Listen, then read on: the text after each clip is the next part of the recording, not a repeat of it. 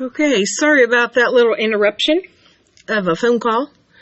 I'm going to be starting on page 46, and I was in this paragraph, I believe, when I got interrupted, so I'm going to start right here under the heading, The Shawnee. I'm on page 46, so you can follow along on that page.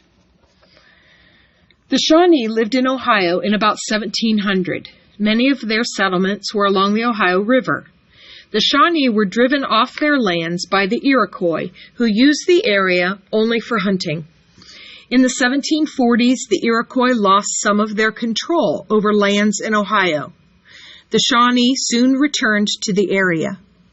They settled at villages called Piqua, Wapakoneta, and Chillicothe. In Shawnee tribes, the oldest male led the household. Men hunted and were warriors. The most skillful Shawnee warriors became war chiefs. Women planted and cared for crops. They also raised the children. Like many tribes, the Shawnee held ceremonies. Sometimes these were festivals filled with dancing and music. Two Shawnee festivals were the Green Corn Dance and the Fall Bread Dance. Down here at the bottom, it talks about Shawnee children, and there's a picture of some Shawnee boys playing, and there's a chicken in the picture and a dog in the picture, and you can see the wigwams in the background. Children in history. Shawnee children grew up free to play. Boys and girls never played together. Fathers taught sons, and mothers taught daughters. Children were hardly ever punished.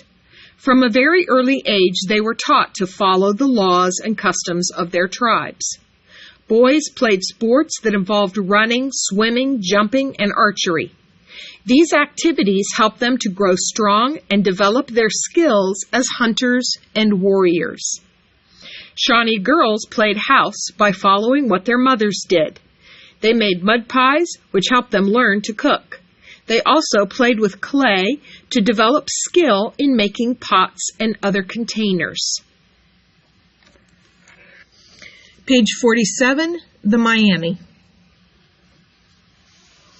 In about 1700, the Miami came to Ohio. The Miami settled in the Maumee Valley.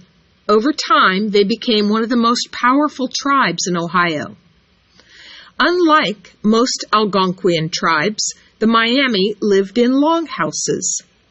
The arched roofs of their longhouses were made by bending young trees or saplings. They covered the roofs with cattail mats. Cattails are plants with reed-like stems and fuzzy tops. The Miami, like other Native Americans, enjoyed having fun. They told stories, sang songs, played music, and danced.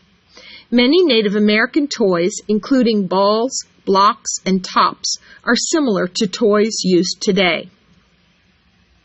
Summary.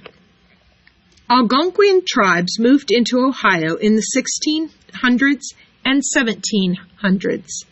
The Delaware, Ottawa, Shawnee, and Miami had similar languages and ways of life.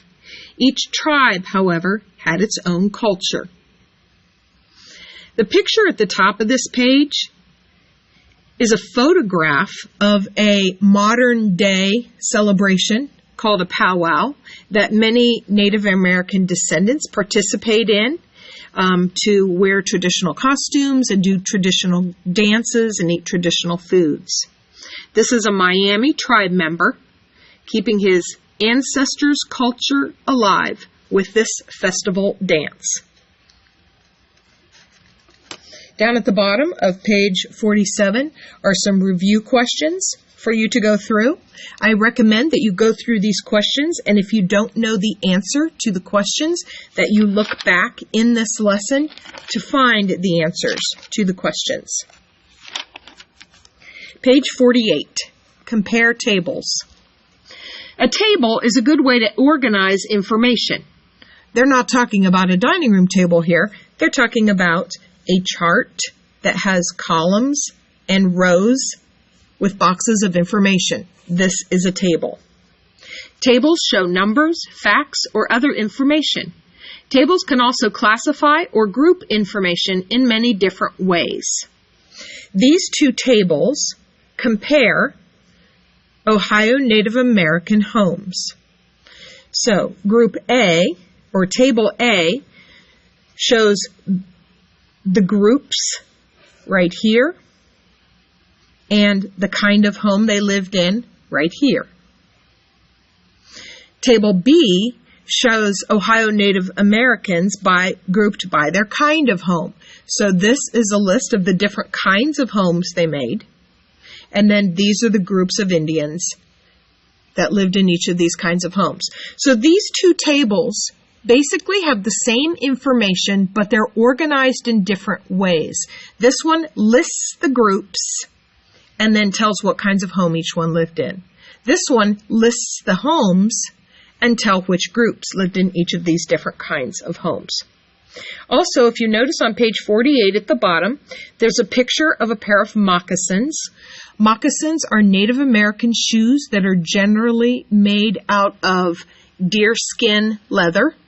And these moccasins are very ornate. They have lots of designs on them. And this caption says moccasin designs varied by tribe. So different kinds of tribes decorated their moccasins in different ways. All moccasins were made from natural resources such as deerskin or sheepskin. And then the picture on the bottom of page 49 shows bark longhouses. Many Native American villages in Ohio were built near rivers or lakes. And there's a river or a lake, one of those two. In the background here, you can see the Indians in the canoe on that body of water back there. And these are the longhouses in their village.